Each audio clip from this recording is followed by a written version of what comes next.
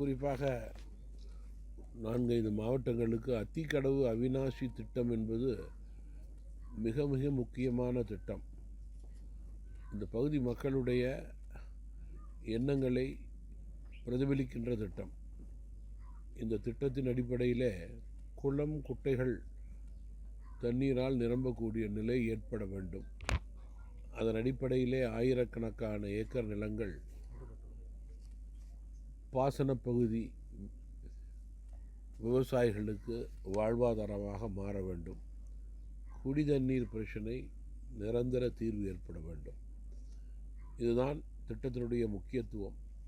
இப்படி இருக்கும்போது இந்த திட்டத்தின் முக்கியத்துவம் குளம் குட்டைகள் விடுபடக்கூடாது.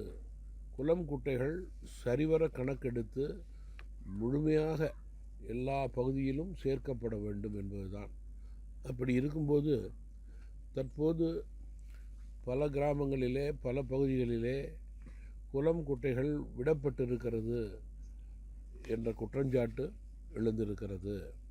அரசு உடனடியாக கணக்கெடுத்து குளம் குட்டைகளை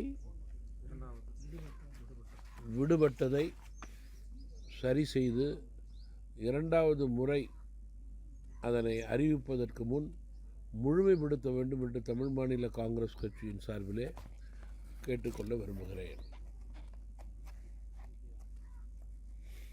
அப்புறம் 12ஆம் தேதி அறிவிக்கல. ஆனால் அதுக்கு முன்னாடி தலைவர்கள் சந்திப்பு மறுபடியும் பாமக தலைவர் சந்திக்கிறீங்க. தேசிய ஜனநாயக கூட்டணியை மீண்டும் உருவாக்குறதுக்கான முயற்சி அதை பார்க்கலாம். நீங்கள் தமிழ் மாநில காங்கிரஸ் கட்சியினுடைய தலைவர் என்ற முறையிலே கூட்டணியில் இருந்த கட்சியினுடைய மரியாதைக்குரிய கட்சி தலைவர்களை சந்திப்பது என்பது என்னை பொறுத்தவரையிலே வழக்கமான ஒன்று. இது புதிதல்ல. தேர்தல் காலம் என்பதால் அதற்கு முக்கியத்துவம் அதிகரித்து கொண்டிருக்கிறது என்பது என்னுடைய கருத்து. தேர்தல் கூட்டணி முடிவுகளெல்லாம் அந்தந்த கட்சியினுடைய செயற்குழுவின் அடிப்படையிலே தான் முடிவெடுக்கப்படுகிறது. தமிழ் மாநில காங்கிரஸ் கட்சியை பொறுத்தவரையில் 12ஆம் தேதி அன்று சென்னையிலே தமிழ் மாநில காங்கிரஸ் கட்சியின் செயற்குழு நடைபெறும்போது செயற்குழுவிலே இயக்கத்தினுடைய மூத்த தலைவர்கள், மாவட்ட தலைவர்கள், மாநில நிர்வாகிகள், செயற்குழு உறுப்பினர்கள் எல்லாம் கலந்து கொண்டு அந்தந்த மாவட்டத்தின் அடிப்படையிலே மக்களுடைய எண்ணங்களை பிரதிபலிப்பார்கள். தேர்தல் கூட்டணி குறித்து நிச்சயமாக செயற்குழுவிலே அவர்கள் கொடுக்கின்ற கருத்து ஆலோசனை படி அதற்கு பிறகு சிறிது நாட்களிலே மூத்த தலைவர்களோடு கலந்து பேசி அதிகாரப்பூர்வமாக கட்சியிலிருந்து முடிவுகள் அறிவிக்கப்படும். ஒரு தேசிய கட்சி, அந்த கட்சிக்கு பொறுப்பாளர்கள் இருக்கிறார்கள். மூத்த தலைவர்களெல்லாம் அந்த கட்சியிலே இருக்கிறார்கள்.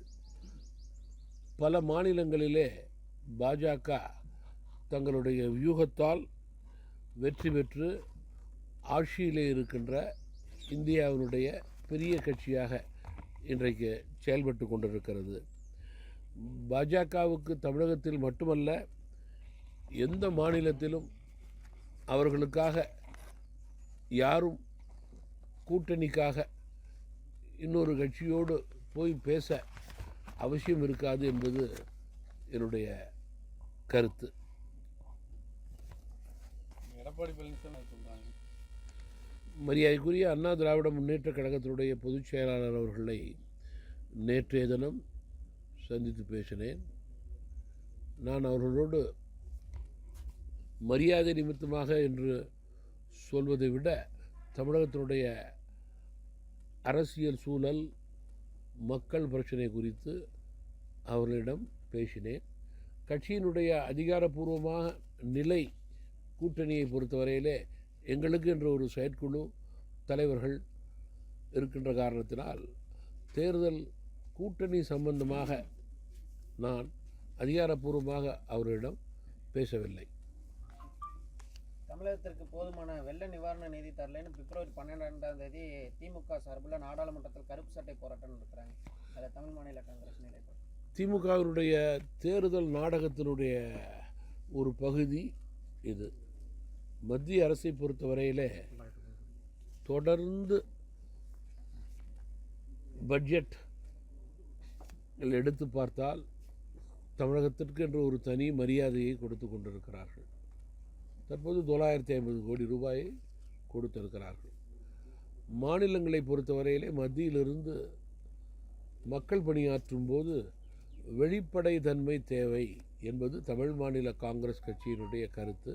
அதே நேரத்தில் தமிழகத்திற்கு தேவையான நிதியை முறையாக சரியாக கொடுக்க வேண்டும் என்ற கோரிக்கை எழும்போதெல்லாம் தமாக போன்ற கட்சிகள் மத்தியில் பொறுப்பில் உள்ளவர்களிடம் உண்மை நிலையை எடுத்து கூறுவது எங்களுடைய கடமையாக நாங்கள் நினைக்கிறோம். ஆனால் தேர்தலுக்காக ஒரு வாதம், ஒரு பேச்சு, அதனை வைத்து வாக்கு வங்கி அணுகலாம் என்று திமுக நினைத்தால் அது மக்களிடம் ஈடுபடாது. தமிழக முதல்வரோட ஸ்பெயின் பயணத்தின் மூலம் 2500 கோடி முதலீடு ஈர்க்கப்பட்டதா திமுக சார்பில் விளம்பரம் பண்ணிட்டு வராங்க. முதல்ல வெளிநாட்டு பயணங்களுக்கு உண்டான வெள்ளை அறிக்கை தேவை. அதன் அடிப்படையிலே மக்களுக்கு, தமிழகத்திற்கு, அதனுடைய வளர்ச்சிக்கு, வேலைவாய்ப்புக்கு, கட்டமைப்புக்கு கிடைத்த பயன்களெல்லாம் வெளிவர வேண்டும். அதற்கு பிறகுதான் உண்மை நிலையை நம்மால் வெளிப்படுத்த முடியும். இந்த மறைந்த தேமுக தலைவர் விஜயகாந்த் உங்கள் மேலே ஒரு நல்ல மதிப்பு வச்சுருக்காங்க. இப்போ அவங்க தேமுதிக இங்கே உங்கள் இதில் இந்த தேசிய ஜனநாயக கூட்டணி இணைக்கிறதுக்கு உங்கள் சைடில் முயற்சி எடுக்கிறாங்க. நான் இந்த 2021ஆம் ஆண்டு நடந்த சட்டமன்ற தேர்தலில் கூட்டணி கட்சிகளாக இருந்த கட்சியினுடைய தலைவர்களை பொதுவாக சந்திப்பது வழக்கம். பாராளுமன்ற உறுப்பினராக இருக்கின்ற காரணத்தினால் டெல்லியிலே பாரதிய ஜனதா கட்சி தலைவர்களை சந்திக்கிறேன். மரியாதைக்குரிய பாட்டாளி மக்கள் கட்சியினுடைய தலைவர் எங்களோடு மேலவையிலே இருக்கின்ற காரணத்தில் அங்கே அவர்களை சந்திக்க எனக்கு நிறைய வாய்ப்பு இருக்கிறது. தலைவர்களை சந்திப்பது என்பது கூட்டணிக்காகவோ அல்லது தேர்தலுக்காகவோ அல்ல. பொதுவாக தமிழகத்தினுடைய பிரச்சனைகள் மத்திய அரசிடம் நமக்கு தமிழகத்திற்காக பெற்றுத்தரக்கூடிய நலன்கள், பணிகள், அதை குறித்து தான் அதிகம் பேசுகின்ற வாய்ப்பை நான் ஏற்படுத்தியிருக்கிறேன். தேர்தலின் போது ஏற்கனவே நாங்களெல்லாம் கூட்டணி கட்சியாக இருந்த காரணத்தினால் பல ஒத்த கருத்தோடு கூட்டணியை சந்தித்தோம். தமிழ் மாநில காங்கிரஸ் கட்சியை பொறுத்தவரையிலே கூட்டணி இல்லாத காலங்களிலே தேர்தல் இல்லை என்றால் கூட்டணியாக இருந்த கட்சியோடு நட்பு கட்சியாகவே நாங்கள் செயல்பட்டு கொண்டிருக்கிறோம். அந்த வகையிலே தமிழகத்துடைய நலன் கருதி தலைவர்களோடு சந்தித்து பேசுவதிலே எந்த தவறும் கிடையாது. இது ஒரு நல்ல கலாச்சாரமும் கூட என்பது என்னுடைய கருத்து. தேமுதிகவை பொறுத்தவரையிலே மரியாதைக்குரிய தேமுதிகவினுடைய தலைவர் அவர்களுடைய கட்சி சார்ந்த கூட்டத்திற்கான தேதியை அறிவித்திருக்கிறார்கள். அந்த தேதியிலே அவர்கள் தேர்தல் சம்பந்தமாக கலந்து ஆலோசித்து உரிய நேரத்திலே முடிவெடுப்பார்கள் என்று நம்புகிறேன். அதே போல தான் தமாகவும் மற்ற கட்சிகளும், எல்லா கட்சிகளும் அவர்களுக்கென்று ஒரு தேர்தலுக்கான கோட்பாடுகள் இருக்கிறது.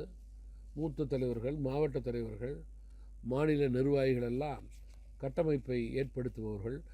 அவர்களுக்கு கீழ் தொண்டர்கள் அவர்களுடைய எண்ணங்களை எல்லாம் கேட்கக்கூடிய கட்டாயத்தில் அவர்கள் இருக்கிறார்கள். மக்களுடைய எண்ணங்களை பிரதிபலிக்கக்கூடிய கட்டாயத்தில் இருக்கிறார்கள். ஓரளவுக்கு இதனுடைய நிலையை செயற்குழுவிலே ஒன்று பேசுவார்கள், அது எழுதி கொடுப்பார்கள். அதன் அடிப்படையிலே தலைவர் என்ற முறையிலே அவைகளெல்லாம் நான் பார்த்து அது சம்பந்தமாக அவர்களோடு திரும்பி பேசி அதற்கு பிறகு சில நாட்களுக்கு பிறகு காலம் தாழ்த்தாமல் முடிவுகள் எடுக்கப்படும். காங்கிரஸ் தலைமையிலான இந்தியா கூட்டணி உருவாக்கப்பட்டு சில மாநிலங்களில் சிக்கல் ஏற்பட்ட போதிலும் தமிழகத்தில் திமுக வந்து இந்தியாவை மீட்டெடுக்க இந்தியா கூட்டணி ஆதரிப்போம்னு தொடர் முழக்கத்தை வைக்கிறாங்க. அதை எப்படி நீங்கள் இந்தி கூட்டணி அது வந்து இண்டி ஐஎன்டிஐன்னு சொல்கிறேன், இந்தியாவில் ஐஎன்டிஐ இந்தி கூட்டணி துவக்கத்திலேயே முரண்பாட்டினுடைய மொத்த வடிவமாக அந்த கூட்டணி ஆரம்பிக்கப்பட்டது. இந்திய மக்களை அவர்கள் ஏமாற்ற நினைத்தார்கள். முழு பூசணிக்காயை சோற்றிலே மறைக்க நினைத்தார்கள். அது நடைபெறவில்லை. சீப்பை ஒழித்து வைத்தால் திருமணம் நடந்துவிடும் என்று கருதுகிறார்கள். அது நடக்காது, முடியவே முடியாது. அப்படி என்றால் தேர்தலிலே உங்களால் வெல்லவே முடியாது என்பதற்கு எடுத்துக்காட்டாக அவருடைய செயல்பாடு சைக்கிள் ஸ்டாண்டில் ஒரு சைக்கிளை தள்ளினா படபடன்னு சைக்கிள் கீழே விழுவுற மாதிரி கிட்டத்தட்ட பாதி சைக்கிள் கீழே விழுந்துருது. அதனால் அதுதான் அவருடைய உண்மை நிலை. இதற்கு மேலே உதாரணமே தேவையில்லை. நாட்டு மக்கள்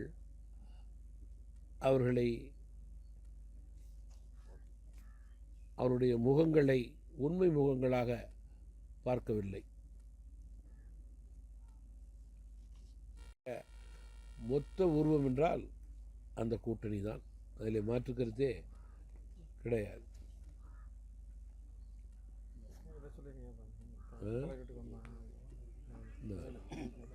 நீங்கள் சொல்றீங்களா? நான்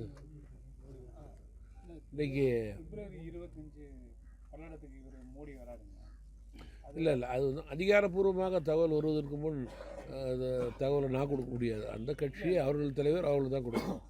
நேற்று அவங்க சொல்லிட்டாங்க. இல்லை யார் அது டெல்லியிலேருந்து தகவல் வரணும். உங்கள் எல்லா கட்சியிலையும் அது எல்லா சேனல்லையும் வரணும். அந்த கட்சியிலேருந்து தகவல் கொடுக்கணும். அதுதான் சார் ஃபைனல் இல்லையா? பிரைம் மினிஸ்டர் ப்ரோக்ராமில் அவ்வளோ ஈஸியாக யாரும் சொல்லக்கூடாது. அவர்கள் கட்சியிலிருந்து அதிகாரப்பூர்வ அறிவிப்பு வரும்.